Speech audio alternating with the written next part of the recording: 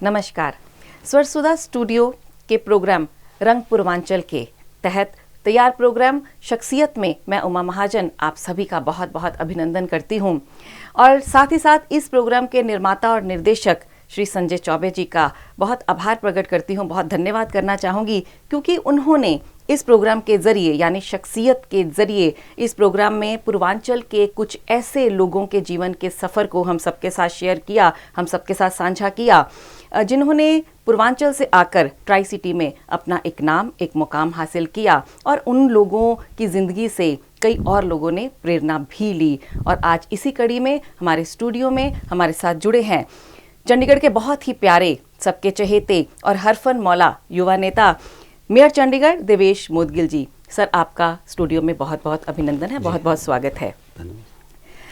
जैसा कि आप जानते हैं कि रंग पूर्वांचल में, जैसा कि मैंने पहले बताया कि ऐसे लोगों की ज़िंदगी का सफ़र हम लोग शेयर कर रहे हैं, यूट्यूब पर इसको चढ़ाया जाएगा कि जिन्होंने बहुत ही कड़ी मेहनत की, बहुत ही उतार चढ़ाव देखे और उनकी ज़िंदगी सबके लिए एक सबक बन गई और उन्होंने अपना एक नाम कमाया, एक मुकाम ट्राई सिटी में हासिल किया। और ये भी हम जानते हैं कि ऐसे लोगों का इस खूबसूरत शहर की ब्यूटी में और भी इजाफा करने में बहुत ही योगदान रहा है। तो आप पूर्वांचल के ऐसे लोगों के लिए क्या कहना चाहेंगे? सबसे पहले मैं स्वर सुधा स्टूडियो और विशेष तौर पर संजय चौबे जी का, जो निर्माता निर्देशक हैं इस कार्यक्रम के, इन दोनों का आभारी हूँ, आभार व्यक्त करता हूँ हृदय के अंतःकरण से कि मुझे आज अपनी बात रखने के लिए आपने यहाँ बुलाया, आमंत्रित किया।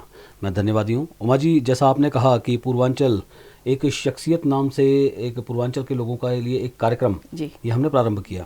देखिए, अगर उस तरह से देखेंगे तो सीधे तौर पर मेरा पूर्वांचल से कोई नाता नहीं है, लेकिन मैं एक उदाहरण देकर इसको समझाने का प्रयास करूंगा। भगवान कृष्ण का जिस समय जन्म हुआ और जन्म के बाद बेड़ियां टूट गई, कपाट खुल गए जेल के और उनको लेकर दूसरी जगह छोड़ दिया गया, तो उस कृष्ण से पूछा कि आप किस माँ को अपनी माँ मानते हैं? तो उन्होंने कहा, जिसने जन्म दिया उसका तो अधिकार मुझ पे है ही, लेकिन जिसने पालन पोषण किया, जिसने संस्कार दिए, जिसने जीवन जीना सिखाया, उसका अधिकार मुझ पे ज़्यादा है, क्योंकि मैंने उंगली पकड़कर उनके साथ चलना सीखा। इसलिए मैं जन्म मेरा पंजाब में हुआ, लेकिन मेरे पिताजी एक ट्रेड यूनियन के लीडर थे और परिवार के अंदर लगातार मजदूर राजनीति की बात कही जाती थी और पूर्वांचल के लोगों के साथ मेरा संबंध वहीं से प्रारंभ हो गया था। जिन लोगों के साथ मैं जिया, जिनके साथ मैंने संस्कार लिए, मैंने सीखा और संस्कृति को सीखा समझा, तो इसलिए इस लहजे में अगर मैं कहूँ तो मेरा पूर्वांचल के लोगों के प्रति प्रेम और स्नेह है और मेरे ऊपर उनका कर्ज भी है, जिसकी अदायगी के लिए मैं शहर में जो हो सका उसका करने का प्रयास कर रहा हूँ। आज आपके इस टीवी चैनल के माध्यम से मैं बधाई देता हूँ पूरे के पूरे भारतवासियों को और विशेष तौर पर पूर्वांचल के लोगों को, जो यूपी, बिहार, उत्तरांचल, उत्तराखंड इस तरफ से आए हुए हैं, उन सबको कि मजदूर राजनीति के अंदर जो काम करने वाले कामगार हैं, जिन्होंने चंडीगढ़ के निर्माण में अपना महत्वपूर्ण योगदान दिया, उनके लिए लेबर चौक एक हमारे यहाँ जगह बनी हुई है, जिसमें मेयर डेवलपमेंट फंड के मैं 2 करोड़ रुपए जो मेरी अपनी विवेकाधीन राशि है उसमें से 31 लाख रुपए देकर आज उनके लिए काम शुरू करवाने जा रहा हूँ। एक मजदूर भवन का निर्माण भी यहाँ बहुत जल्द होगा, प्रशासन से हमने बात की है। 31 लाख रुपए की लागत से टीन के बड़े शेड डलेंगे और पेवर लगेंगे, पीने के पानी की व्यवस्था होगी, सड़कें बनाई जाएंगी उनके लिए। उनको ऐसा एनवायरनमेंट दिया जाएगा कि वो किसी भी प्रदेश से आकर जब चंडीगढ़ में अपना योगदान दे रहे हैं, चंडीगढ़ के निर्माण के लिए, चंडीगढ़ की खूबसूरती को बढ़ाने के लिए, चंडीगढ़ की स्थापत्य कला को और मजबूत करने के लिए, तो उनका भी अधिकार है कि वो इज्जत से जहाँ कमाने के लिए जाते हैं वहाँ धूप से बच सकें, बारिश से बच सकें और अच्छा काम कर सकें। इसलिए आज मेरे को संतोष है इस बात का कि मैंने अपने पिता के कर्ज की भी अदायगी की है और पूर्वांचल के कर्ज की भी अदायगी की है। 31 लाख रुपए की लागत से वो काम आज प्रारंभ होने जा रहा है, आज उसकी आधारशिला रखी जाएगी। तो मैं सारे पूर्वांचल वासियों को और विशेष तौर पर यूपी बिहार के लोगों को, संजय चौबे जी को और इस टीवी चैनल को आपके माध्यम से बधाई देता हूँ, मुबारकबाद देता हूँ। धन्यवाद सर। आपने पूर्वांचल के लोगों के लिए आपके मन में जो इतना स्नेह, बहुत प्यार मैंने देखा, बहुत अच्छा लगा। अगर हम एजुकेशन की बात करें तो सर आपकी शिक्षा कहाँ से आपने हासिल की और कहाँ तक हासिल की?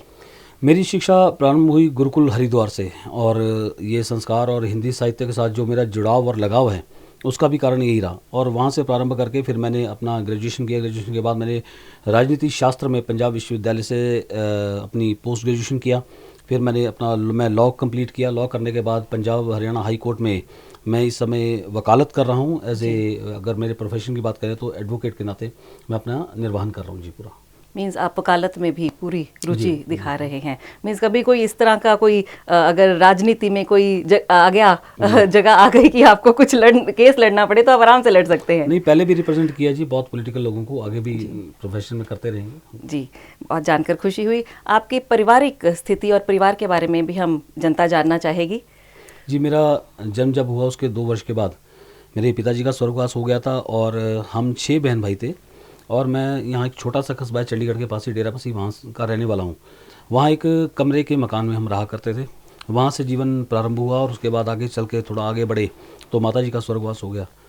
फिर परिवार में जिस तरह से सब बहन भाई बड़े थे उन्होंने संभाला। उसके बाद आगे चलते हुए फिर स्वयं काम करके साथ साथ पढ़ाई को जारी रखना, और साथ ही सामाजिक राजनीतिक आंदोलन से जुड़ गया जिसका नाम था अखिल भारतीय विद्यार्थी परिषद। और पहला चुनाव मैंने अपना पंजाब विश्वविद्यालय छात्र संघ का वर्ष 1999 में लड़ा। मैं वो चुनाव जीता था बतौर संयुक्त सचिव पंजाब विश्वविद्यालय छात्र संघ का। तब से लेकर अब तक 3 नगर निगम के चुनाव लड़े मैंने भारतीय जनता पार्टी के टिकट पर, और पार्टी से जुड़ा पार्टी का प्रदेश का प्रवक्ता रहा, और उससे पहले मैं युवा मोर्चा का प्रदेश का अध्यक्ष रहा चंडीगढ़ का जी। इस तरह से अलग अलग समय पे अलग अलग दायित्वों का निर्वहन करते करते शहर का डिप्टी मेयर बना, सीनियर डिप्टी मेयर बना, और वर्तमान में शहर के महापौर होने के नाते मेरे पास ये दायित्व है। चंडीगढ़ के 12 लाख लोगों की सेवा के लिए जो चंडीगढ़ के लोगों ने मुझे जिम्मेवारी दी है उसका मैं निर्वहन कर रहा हूँ। सर, आपसे हम ये जानना चाहेंगे कि आपने छोटी सी उम्र में बहुत सारी उपलब्धियां हासिल की और राजनीति क्षेत्र में भी अपना एक बहुत अच्छा नाम कमाया। आपको युवा नेता के नाम से, एक बहुत ही एनर्जेटिक नेता के नाम से सब जानते हैं। तो मैं आपसे ये जानना चाहूँगी कि क्या आपकी फैमिली बैकग्राउंड भी कुछ ऐसी थी कि उसमें कोई राजनीति से संबंध रखता था, या आपके अपने मन में ही कभी कोई ऐसी इच्छा जागी हो कि मुझे राजनीति में ही जाना है? परिवार में कोई बड़ा राजनेता नहीं रहा कभी भी आज तक। मैं एक साधारण से क्लर्क के परिवार में पैदा हुआ था। मेरे पिताजी ट्रेड यूनियन की राजनीति किया करते थे। शायद हो सकता है कि संस्कारों का संक्रमण हो, ये अगर मैं कहूँ बिल्कुल उस तरह से कुछ अंदर ऐसे भाव और ऐसी संस्कृति मेरे अंदर भी आ गई हो जिससे मैं आगे चला। लेकिन साथ साथ चलते चलते जैसे मैंने आपको बताया कि मैं अखिल भारतीय विद्यार्थी परिषद एक छात्र आंदोलन से जुड़ा, और जुड़ने के बाद जब मैं आगे चलने लगा तो छात्रों की समस्याओं को लेकर आंदोलन करने, छात्रों के रोल नंबर रोक दिए गए तो उसके लिए मैं भूख हड़ताल अनशन पर बैठ गया। 5 दिन तक वहाँ पंजाब विश्वविद्यालय के कुलपति के कार्यालय के बाद धरना देकर बैठ गए हम लोग। तो इस तरह से एक भावना पैदा हो गई कि राजनीति के माध्यम से देश की सेवा करनी, राष्ट्र की सेवा करनी, समाज की सेवा करनी, बस ये क्रम वहीं से चला था जी। कोई ऐसा विशेष कारण भी नहीं दिखाई देता।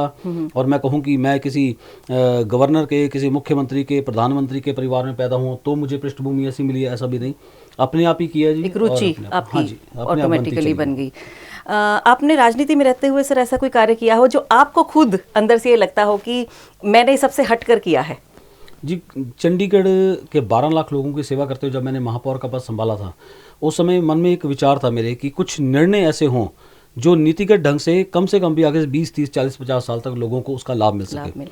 तो उनको सोचते हुए जब मैंने काम करना प्रारंभ किया, और मैं पार्लियामेंट्री वर्किंग में बहुत नज़दीक से देखी है, लॉ का विद्यार्थी रहा हूँ और राजनीतिक शास्त्र का विद्यार्थी रहा हूँ, तो मैं अगर कहूँ कि चीज़ों को सोचने समझने की क्षमता शायद ईश्वर की कृपा उस कारण थी, और अच्छे लोग मिलते चले गए तो उस कारण से ये रुचि बढ़ती चली गई। तो चंडीगढ़ के नीति निर्धारण के समय जब मेरे को ये विचार आया कि शहर के लोगों की भागीदारी को सुनिश्चित करके काम करूं, public participation in decision making, ये बहुत अनिवार्य था। नहीं होता क्या है कि कोई भी मेयर आए, मुख्यमंत्री आए, प्रधानमंत्री आए, वो आकर अपने ढंग से नीतियों का निर्धारण करते हैं, लेकिन वहाँ प्रायोरिटी के आधार पर, प्राथमिकता के आधार पर उस क्षेत्र के लोगों को चाहिए क्या, सबसे पहले ये जानना जरूरी था, और उनको उसका लाभ मिले। तो नीतियां ऐसी बनाई जाएं, उन पर कम से कम बोझ डले, कम से कम टैक्सेस लगे, लेकिन अच्छे से अच्छा जीवन स्तर उनका बन पाए। चंडीगढ़ स्मार्ट सिटी बनने जा रहा है।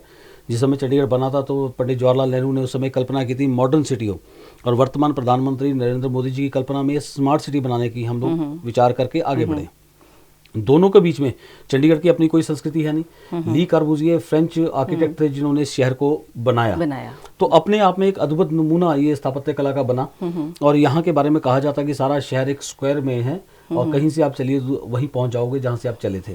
तो ऐसे अद्भुत शहर के अंदर बहुत सारी लिमिटेशन थी मेरे ऊपर कि आपको काम करना कैसे है। उसका कारण है कि यहाँ पे कोई भी डेमोक्रेटिक सेटअप नहीं था, कोई मुख्यमंत्री या विधानसभा नहीं कि कल को मैं खड़ा हूँ सदन में कहूँ कि ये प्रस्ताव मैंने पारित किया और पारित होने के बाद एक कानून बन गया।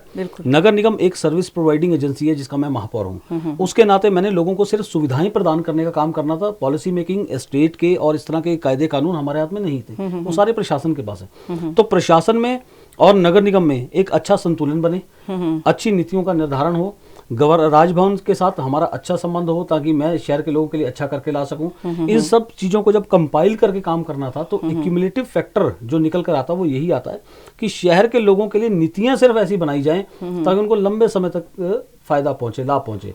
उसके तहत अब पानी के रेट बढ़ाने का विषय बहुत भयंकर आया कि पानी के रेट बढ़ाइए जी, पानी के अंदर हमको घाटा हो रहा है। तो उसका एक तोड़ निकाला कि पानी के रेट नहीं बढ़ाने, क्योंकि एक आम आदमी जो रिक्शा वाला है, दिहाड़ीदार है, मजदूर है, कामगार है, खेतीहार है और विद्यार्थी है, व्यापारी है, हर व्यक्ति को पानी की जरूरत है। पानी प्राकृतिक संपदा है हमारी, जिसको सहेज के रखना है और लोगों के ऊपर बोझ भी ना पड़े उसका। तो उसका एक तरीका निकाला कि जो शराब है, शराब के ऊपर सेस लगाया जाए ताकि जिन्होंने शराब पीनी है, शराब एक बुरी आदत है, नहीं पीनी चाहिए, लेकिन फिर भी लोग पीते हैं। 4,000 की जो व्यक्ति बोतल खरीद सकता है, 2,000 की बोतल खरीद सकता है, उसको 10 रुपए देने में कोई दिक्कत नहीं होती। तो उससे 25 करोड़ रुपया अतिरिक्त एक इकट्ठा किया और इसी तरह एक सीवर के ऊपर भी हमने सेस लगाया ताकि पानी की बर्बादी लोग कम करें। फिर जितने भी सरकारी इमारतें हैं, सरकारी दफ्तर हैं, वो हमको प्रॉपर्टी टैक्स नहीं देते थे। मैडम आप यकीन करेंगी उमा जी, 1470 ऐसे संस्थान चंडीगढ़ के अंदर हैं जिन्होंने प्रॉपर्टी टैक्स की अदायगी नहीं की जी। जब उनको नोटिस भेजे गए उनकी प्रॉपर्टी अटैच करने के लिए, मैंने सख्ती बरती तो बहुत सारा प्रेशर मेरे ऊपर भी आया कि आप सरकारी, पंजाब हरियाणा के मुख्यमंत्रियों के आवास यहाँ है, पंजाब हरियाणा की विधानसभा यहाँ है, पंजाब हरियाणा का उच्च न्यायालय यहाँ है, अगर वे चंडीगढ़ के अंदर रहते हैं और चंडीगढ़ की सुविधाओं का लाभ लेते हैं तो चंडीगढ़ को उनको देना भी है वापस, ये भी जरूरी था करना।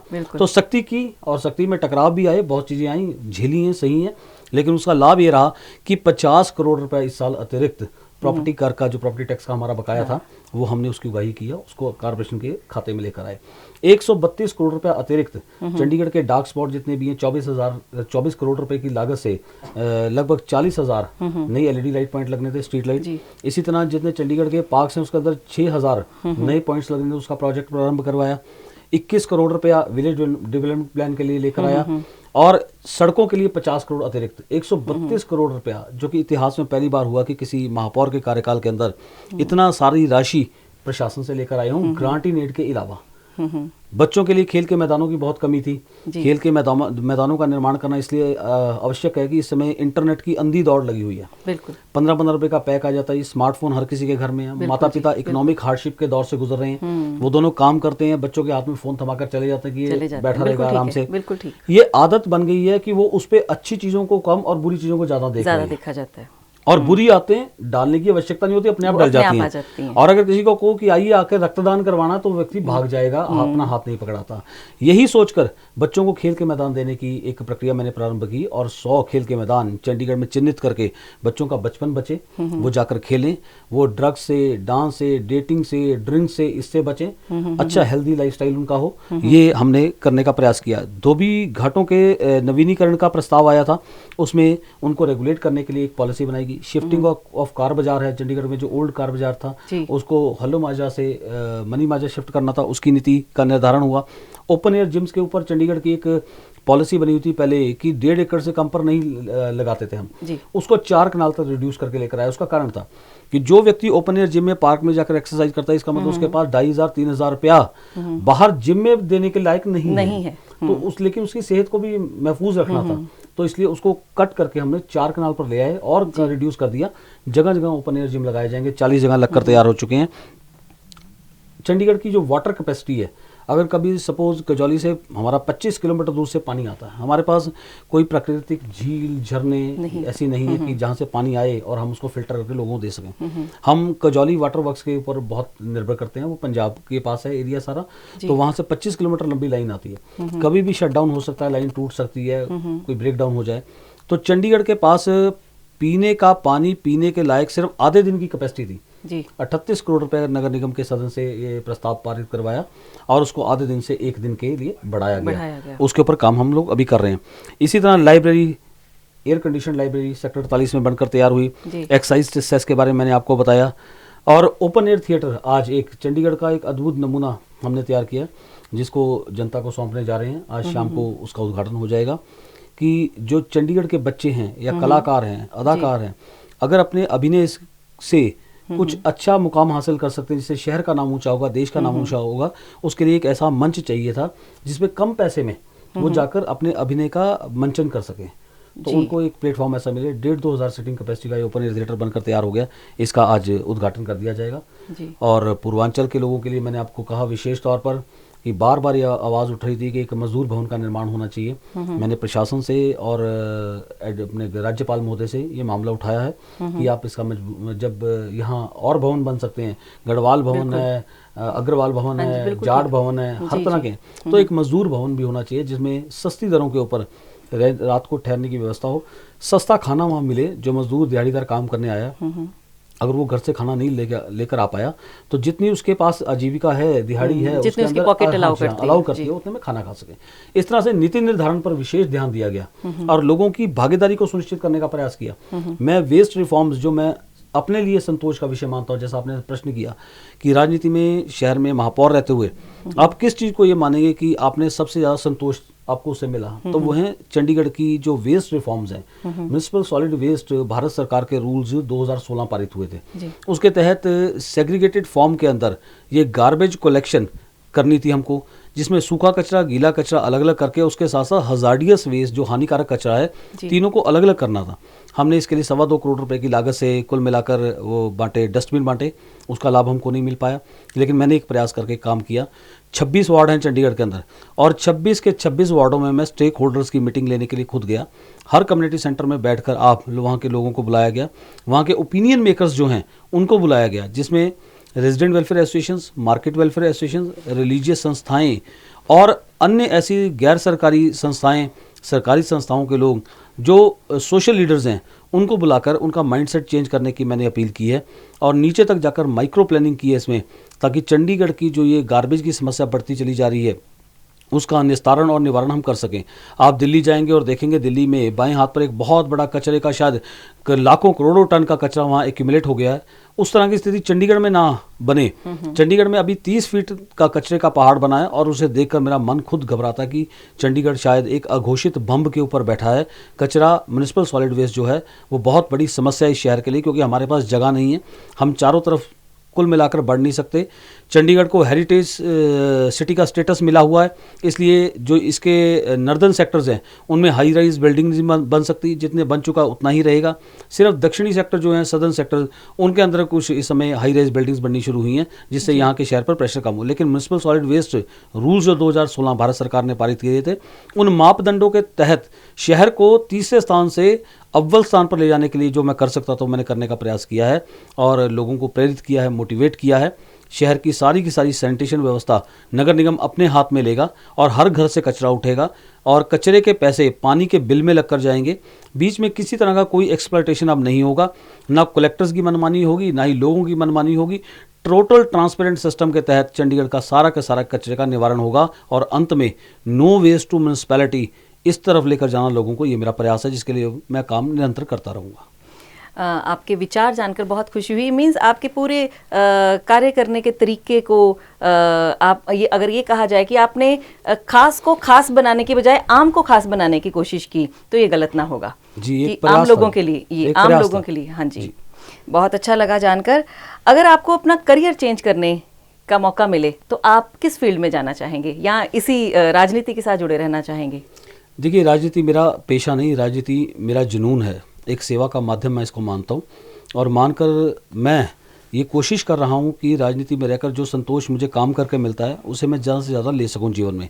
लेकिन उसके बावजूद अगर आपने प्रश्न किया है जी, अब इस प्रश्न का उत्तर तो देना होगा क्योंकि नहीं, जनता जनार्दन है, वो स्वीकार नहीं करते कि आप बिना उत्तर दिए चले जाएँ। तो इसलिए 2 प्रोफेशन ऐसे हैं जिन्हें मैं मानता हूँ अपने जीवन में, जिनमें मैं जाना चाहूँगा। एक पेशा मेरे पास है वकालत का, या तो मैं जज बनूँ हाई कोर्ट का, उस तरफ जाऊँ। दूसरा जिसमें मैं अपने आप को लीन महसूस करूंगा और पढ़ने लिखने की जैसी मेरी तासीर है, आदत है, साहित्य के साथ जुड़ा हुआ हूँ मैं बहुत गहरे तरीके से, मेरा गहरा रिश्ता है, तो मैं अध्यापन में जाना चाहूँगा कि जहाँ जाकर मैं पढ़ता रहूँ, पढ़ाता रहूँ नौजवानों के साथ रहूं, अपनी बौद्धिक संपदा का और विस्तार करूं और किसी ऐसे एक नए सिद्धांत का प्रतिपादन करूं जिससे समाज को, राष्ट्र को और इस देश को, दुनिया को लाभ मिल सके। ये मेरे दो मीन्स एक शिक्षक जी, के जी, रूप शिक्षक में के आप नाते, हाँ जी। आना चाहेंगे। शहर के प्रथम नागरिक होने के नाते आप युवा पीढ़ी को और पूरे समाज को क्या संदेश देना चाहेंगे? ये मेरा संदेश बहुत स्पष्ट है।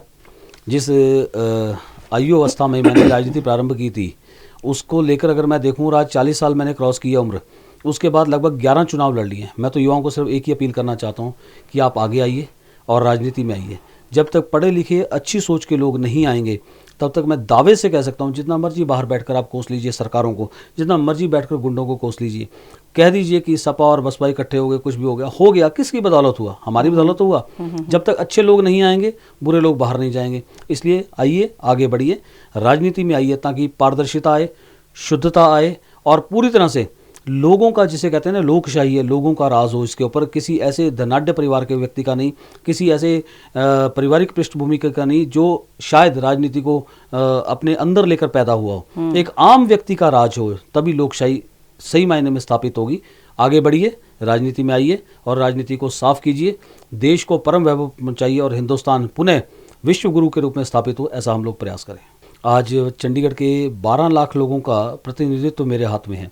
ये दायित्व है, ये पद, या मैं ये कहूँ किसी तरह की कोई ऐसी जगह नहीं जिसको मैं इंजॉय करने के लिए आया हूँ, लेकिन ये सेवा करने के लिए आया हूँ। इसमें पूर्वांचल के लोगों को विशेष तौर पर मैं आभारी रहूँगा, जिन लोगों ने हमेशा मेरा साथ दिया, जिनके लिए मैं हमेशा खड़ा रहा। स्वर सुधा स्टूडियो और संजय चौबे जी, जिनके साथ से आज पूर्वांचल के लोगों को राष्ट्र की मुख्य धारा के साथ जुड़ने का एक अवसर मिला है। एक साधारण पृष्ठभूमि से आए व्यक्ति के लिए बहुत मुश्किल होता है कि वह अपनी बात समाज के सामने रख सके और पूरी दुनिया के सामने रख सके आपके चैनल के माध्यम से। तो इसलिए संजय चौबे जी और स्वर सुधा स्टूडियो दोनों ही इसके लिए बहुत ही मैं कहूँ अगर कि ऐसे माध्यम बने हैं जिससे पूर्वांचल के लोगों को एक स्थल मिला है, एक पटल मिला है जहां से वे अपनी आवाज़ को बुलंद कर सकें। इसलिए मेरी बहुत बहुत मुबारकबाद, धन्यवाद। आपके विचार जानकर, देश की भलाई के लिए जो आप कर रहे हैं, चंडीगढ़ और ट्राई सिटी के लिए की डेवलपमेंट के लिए आपने छोटे से टाइम पर कितना कुछ किया, उसके लिए पूरा शहर आपको सलाम करता है। और आज इस स्टूडियो में आकर आपने जो मैसेज दिया पूरे समाज को, उसके लिए हम आपका बहुत बहुत धन्यवाद करते हैं और स्टूडियो में आने के लिए भी आपका बहुत बहुत धन्यवाद सर। और एक संचालक होने के नाते, एक एंकर होने के नाते, मैं इस प्रोग्राम को समाप्त करने से पहले सारे समाज को ये कहना चाहूँगी कि आज देश को सशक्त बनाने के लिए हम सबको जुड़कर काम करने की ज़रूरत है। तो जाने से पहले मैं इतना ज़रूर कहूँगी कि जब तक तेरा हाथ मेरे हाथ में रहे, चांद सितारे सब मेरे साथ रहें, हम वो पत्ते नहीं जो शाखों से टूट कर गिर जाएं, हवा से कह दो कि अपनी औकात में रहे। धन्यवाद।